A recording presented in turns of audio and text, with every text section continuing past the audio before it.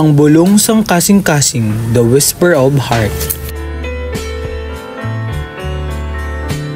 Lorna, hindi ka mag-isa nun. Upod kita sa sini. Ipahibalo naton ini sa husto nga otoridad.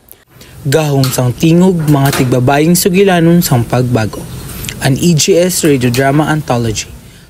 Isa ka drama sa radyo nga ginaandam sa mga estudyante sang BS Hospitality Management 2T sang Aklan State University, Kalibo Campus para sa inyo nga kalingawan, pagpabatid, ug pagpanganwala. Sa aton palatuntunan, gawm sang tingog, mga tigbabaying sugilanon sang pagbago. An EGS Radio Drama Anthology.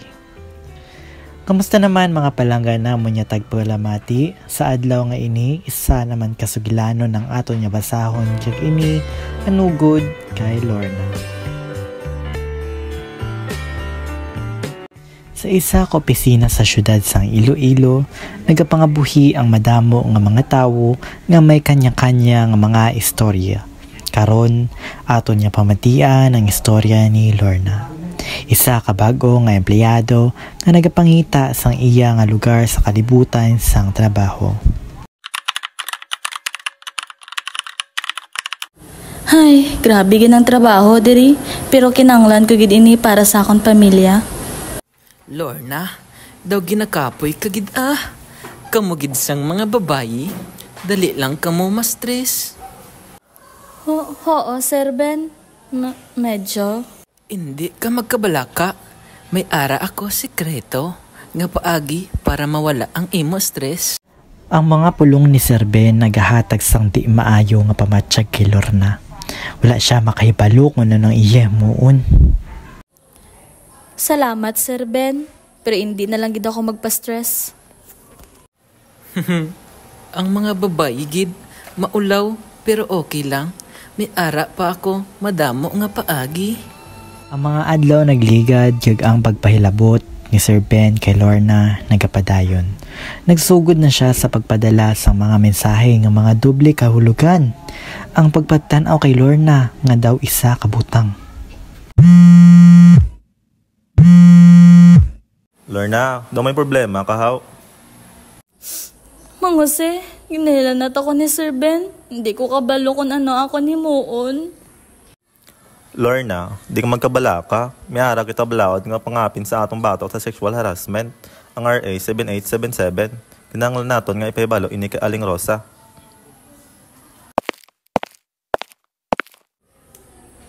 Anong problema, diri? Amo ni Abi, mamu. Si Sir Ben. Lorna, hindi ka mag-isa nun. Upod kita sa sini. Ipahibalo naton ini sa husto nga otoridad. Ang RA 7877, ang aton sang data, batok sa justisya.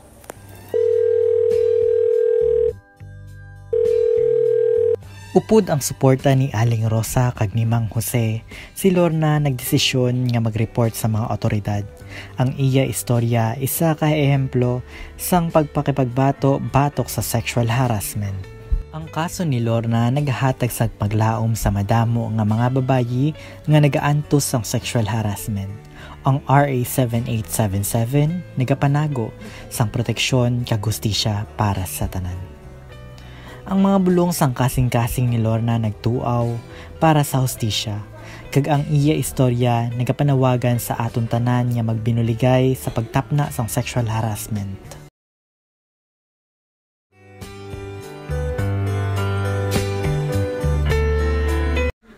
Madamo na kaadlaw nagligad, nagdali-dali si Lorna sa pagpuli halin sa iya trabaho, agod makapreparar sang panihapon para sa iya bana. Nagapanimangkot gid si Lorna kada adlaw para sa iya pamilya. Karon, aton niya pamatian ang istorya ni Lorna, isa ka babayi nga nagapangita sang kalinong. Pero ang kalinong nga ila ginapangita daw indi gid makitaan.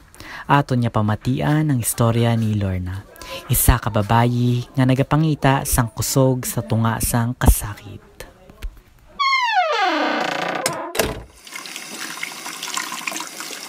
Kinanglan ko gid mag-andam sang pagkaon.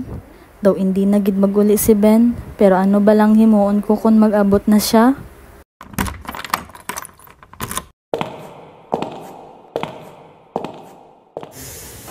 Nga wala ka pa nagakaon, nga wala ka pa naghulat sa akon.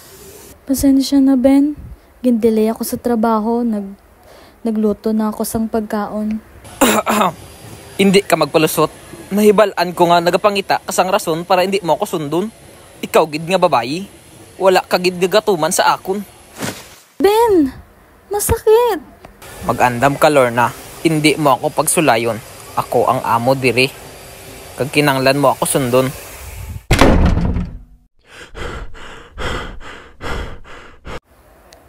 Aling Rosa, ano ba lang himuon ko? Pinakahadlokan ako.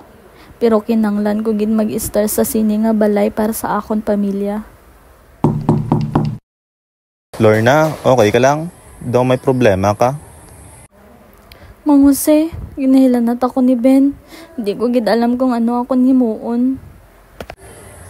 Lorna, di magkabala ka. May ara kita balaod nga pangapin sa atong batok sa violence against women. Ang RA 9262. Magadto kita Aling Rosa. Lorna, hindi ka mag-isahanon. Madamo kita diri nga nagasuporta sa imo. Hindi naton pagtugudan ang mapadayon ini nga hustisya. Tawagan ta ang kapulisan.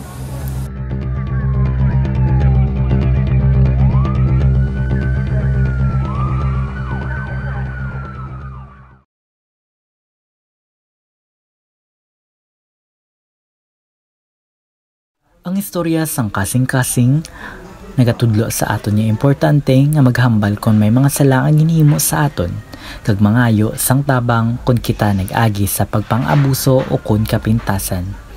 Duha ka babayi ang aton makita sa istorya. Si Lorna nga nag-agi sang sexual nga pagpang-abuso kag panimalay nga kapintasan.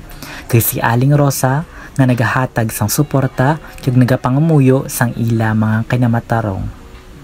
Mga leksyon. Ang importansya sang paghambal. Ang istorya nagapasanyong sa aton nga maghambal kag mangayo sang tabang sa mga tawo nga aton ginasaligan kag sa mga otoridad kung kita nag-agi sa pagpang-abuso. Si Aling Rosa isa ka maayo nga ehemplo ginapakita niya nga ang paghimo sang aksyon importante gid sa pagpanilop sa kaugalingon kag sa iban. Pag-intindi kag pagkilala sa pagpang-abuso. Ang istorya nagapaliwanag kung ano ang sexual nga pagpang-abuso kag panimalay nga kapintasan kag kung ano ang mga malain nga epekto sini sa mga individual nga kag pamilya. Kag pagkilala sa imo nga mga kinamatarong kag mga resurso. Ang istorya nagasambit sang Republic Act 7877, Anti-Sexual Harassment Act kag Republic Act 9262, Anti-Violence Against Women and Their Children Act. Nagahatag ini sang legal nga proteksyon kag pagtabang sa mga biktima sa pagpang-abuso. Pagpangamuyo. Pagsuporta sa mga biktima, magpakita sang pag-intindi kag pagtabang sa mga tawo nga nakaagi sa pagpang-abuso. Pagtudlo sa imo kaugalingon kag sa iban, magtuon kung ano ang mga lain-lain nga klase sang pagpang-abuso kag kapintasan. Kag ipaambit ang imo na ibalaan para maghimo sang mga luwas nga palibot. Pagbabaskog sa imo kaugalingon kag sa iban, ipahibalo ang mga tawo parte sa mga nakaagi or nagakaigo nga mga resurso kag legal nga mga proteksyon. Pagpabaskog kag pagkapareho sa mga lalaki kag mga babayi. Magpangamuyo sang pareho nga mga kinamatarong kag mga oportunidad para sa tanan, bisan ano ang kasarian o gender. Ang mga bulong sang kasing-kasing isa ka maayo gid nga instrumento para sa pagpangamuyo kag pagpahibalo. Nagapadayag ini sa aton nga importante nga atubangon ang pagpang-abuso kag kapintasan. Kag nagahatag ini sang impormasyon kag inspirasyon para sa mga tawo nga maghimo sang aksyon kag maghimo sang mas luwas kag mas matarong nga komunidad. Kag diri natapos ang kasaysayan ni Lorna nga iya ginapasakop kag aton ginatagan sang kabuhi diri sa aton palatuntunan sa bulong sang kasing-kasing gawm sang tingog mga tigbabayng sugilanon sang pagbago. An EJS Radio Drama Anthology sa direksyon ni John Paul B. Flores at sa pagsulat ni Rowan Leo Hans Benitez.